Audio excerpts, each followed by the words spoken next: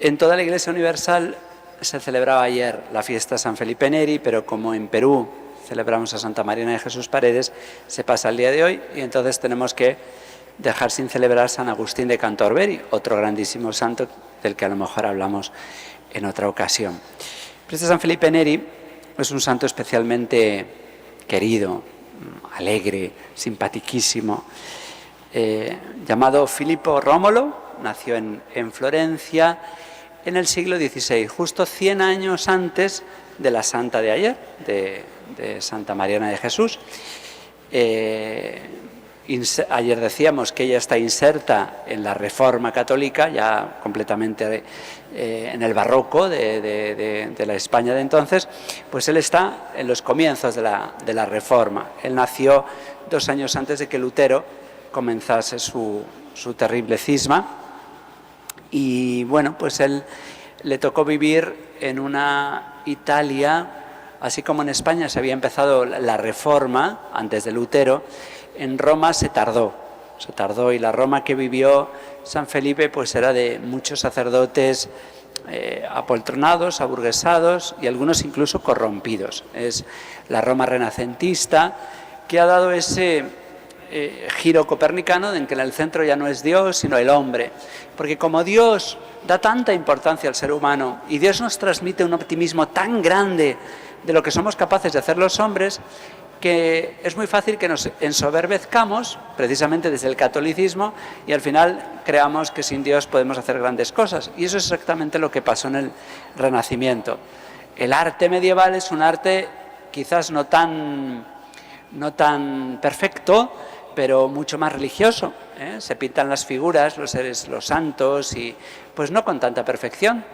Es mucho más perfecta la pintura del Renacimiento, porque se pintan los músculos, los huesos, las posturas, de un modo perfectísimo, pero parece que la atención no está en el creador, sino en la criatura. Y esta es la Roma que vive San Felipe, que ha sido llamado el apóstol de Roma. Hijo de un notario, Francisco, y de Lucrecia, que murió muy pronto.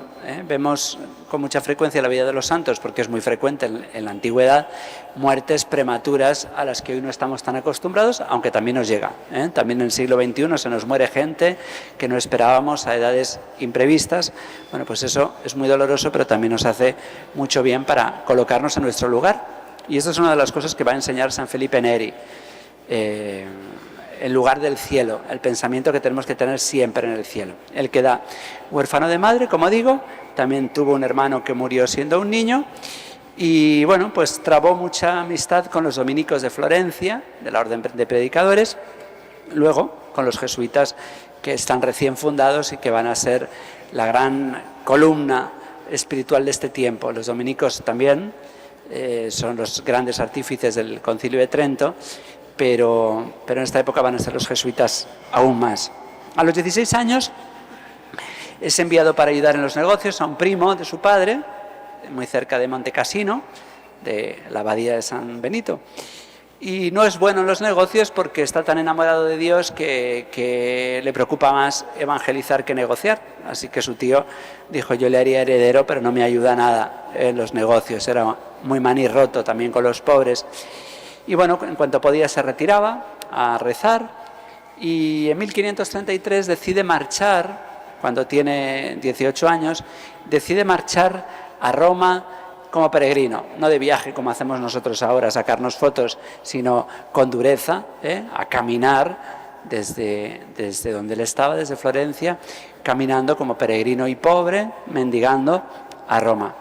Ahí va a conocer a un florentino, un paisano suyo, que le va a alojar y le va a mantener a cambio de que eduque a sus 2 hijos, pero él sigue estudiando filosofía y teología y se va dando cuenta de la corrupción del clero. Y él, todavía de parte del clero, no todo, porque había santos como San Ignacio, ya pululaban por ahí, San Ignacio, San Francisco Javier, San Pedro Fabro, hay santos en Roma, como los hay en todas partes. Cuando nos quejamos de lo mal que está el mundo, tenemos que saber mirar y buscar a los santos que Dios suscita siempre, en toda época y en toda situación. Y él se plantea esta misión de florecer en el desierto, y si Roma en este tiempo es un desierto de mundanidad, pues él tiene que florecer ahí. No sirve quejarnos de lo mal que están las cosas, pues seamos nosotros los santos de esta época.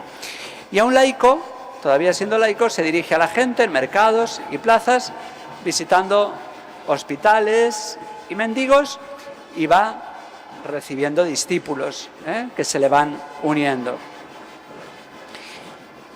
Se plantea ser jesuita, se plantea a los 30 años irse de misionero, como se había ido San Francisco Javier a Asia a evangelizar, pero se da cuenta de que no y se queda en la iglesia de San Eustaquio en Roma. Yo cuando estudiaba en Roma, todos los días, al volver de la universidad, pasaba por la iglesia de San Eustaquio. San Eustaquio es un santo a quien se le representa con un ciervo con unos grandes cuernos. Y entonces en todas partes en esa iglesia está el ciervo cornudo. Y para que vean que la superstición no es algo solamente de esta época, sino de todas partes, nadie se quiere casar en esa iglesia. No hay bodas en la iglesia de San Eustaquio, porque por todas partes están los cuernos del ciervo de San Eustaquio, porque la tradición dice que se convirtió viendo un ciervo acercarse hacia él con una cruz en los cuernos. Bueno, pues para que vean que la superstición está en todas partes y en Roma sigue estando muy especialmente. Bueno, pues a los 29 años pasa de la iglesia de los cuernos, de la iglesia de San Eustaquio, pasa a las catacumbas de San Sebastián, donde en oración va a tener lugar un milagro doloroso, porque su corazón enamorado del Señor se va a ensanchar tanto que se le van a romper algunas costillas, y así estará siempre, con un corazón enorme, incluso físicamente. Así como vemos a su coetáneo, porque es de la misma época, San Francisco Javier, que tenía calor en el pecho, y por eso se le pinta con fuego saliendo de su corazón, porque bueno, pues el amor, así como las enfermedades psicológicas se somatizan, el amor también se somatiza y también repercute en el cuerpo. El caso es que fundó la Cofradía de los Pobres y empieza a fomentar en otra iglesia, en San Salvatore in Campo, la devoción eucarística de las 40 horas. Aquí no conocemos mucho esa devoción, pero es una devoción eucarística de esta época que se va a propagar por muchos sitios, y es el estar 40 horas acompañando al Señor, recordando las 40 horas que estuvo en el sepulcro. Es una devoción eucarística. Nosotros ya tenemos no 40 horas, tenemos todas las horas del día y de la noche. Bendito sea Dios. A los 39 años su confesor le manda ser sacerdote e inicia otra devoción que todavía hoy se realiza. Hoy hay muchos peregrinos que van a Roma y hacen la procesión de las 7 chiese, de las 7 iglesias. Se trata de visitar las 4 basílicas mayores y las 3 basílicas menores que hay en Roma, las 7 más importantes, con toda la importancia que tiene el número 7. Las 4 mayores, de las cuales acaba de tomar posesión el Papa León, la Basílica de San Pedro en el Vaticano, la de Santa María la Mayor, la de San Pablo Extramuros, donde están los restos de San Pablo, donde fue martirizado, y la de Santa María la Mayor. Y luego están las 3 menores, la de la Santa Cruz, la de San Lorenzo y la de San Sebastián. Bueno, pues el caso es que por esta devoción que hace, que va guiando a los peregrinos, a sacerdotes, a laicos por las 7 iglesias, y en esa tradicional que todavía se realiza peregrinación, pues va evangelizando y va preparando a los peregrinos pues a los dones que se reciben visitando lugares tan importantes. Pero es acusado de sectario. Aquello les parece a muchos una secta. Las envidias normalmente rodean a los santos, y como los bichos van a la miel, pues así los envidiosos van a la santidad, y entonces le empiezan a calumniar, hasta el punto de que le suspenden la posibilidad de oír confesiones, pero en 2 semanas, gracias a Dios, quedó probada su inocencia. Va pasando por varias iglesias hasta que el Papa por fin se gana la confianza del Papa, Gregorio XIII, y le regala, le deja estar habitualmente en una iglesia que está en ruinas, Santa María in Vallicella. Él la hace nueva y hoy es una de las iglesias más importantes y más bonitas de Roma, la que se llama la Chiesa Nuova, la iglesia nueva, donde está enterrado. Es una iglesia típicamente barroca, típicamente de esta época de la Reforma Católica. Y bueno, pues lo que hace es convocar lo que se llama el oratorio, fundar el oratorio, con la novedad de que sus miembros no hacían votos y de la cual va a ser no solo fundador, sino director hasta que cumple los 78 años. El Papa lo quiere hacer cardenal, pero él en su humildad lo rechaza, por eso verán algunos cuadros en que tiene el capelo rojo cardenalicio a sus pies, porque el Papa había sido muy amigo suyo cuando era cardenal.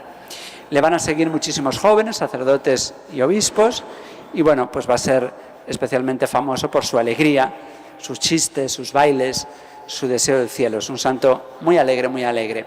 Yo les aconsejo ver, si no la han visto, y si la han visto, que la vuelvan a ver, la película sobre su vida, muy buena, Prefiero el paraíso. A veces el cine pío no es de muy buena calidad. Esta película es muy buena. Preferisco el paraíso, Prefiero el paraíso, donde se plasma muy bien la vida de este gran santo. A mí una de las muchísimas anécdotas que se cuentan de él, y con esto termino, que más me gusta, él tenía mucho empeño en hacer lo que hacen los santos, llevarnos al cielo, porque para eso hemos nacido. Y entonces a él le gustaba mucho preguntarle a los jóvenes y también a los mayores cuáles eran los planes que tenía. Y la gente le contaba sus planes, ¿no? Pues terminar la secundaria. Entonces le preguntaba siempre, ¿y después? Decía, bueno, pues ir a la universidad. ¿Y después? Pues trabajar. ¿Y después? Construir una casa. ¿Y después? Pues tener familia. ¿Y después? Tener hijos. ¿Y después? Les llevaba siempre a la muerte. ¿Y después? Pues esta es la gran pregunta que nos tenemos que hacer y es con lo que quiero que nos quedemos hoy. Siempre en nuestros planes no terminar. Cuando yo cumpla ese plan, ¿y después? Porque acabaremos en el cielo. Y es una pregunta importantísima siempre, cuando soñamos, hacemos nuestras cábalas, nuestros planes, lo que queremos hacer, y después, para acabar siempre en el cielo, que es el después que más nos tiene que importar, y el sueño que con mayor fervor tenemos que anhelar, el cielo, que nos espera, el paraíso que él siempre prefirió a todas las demás glorias humanas. Que así sea.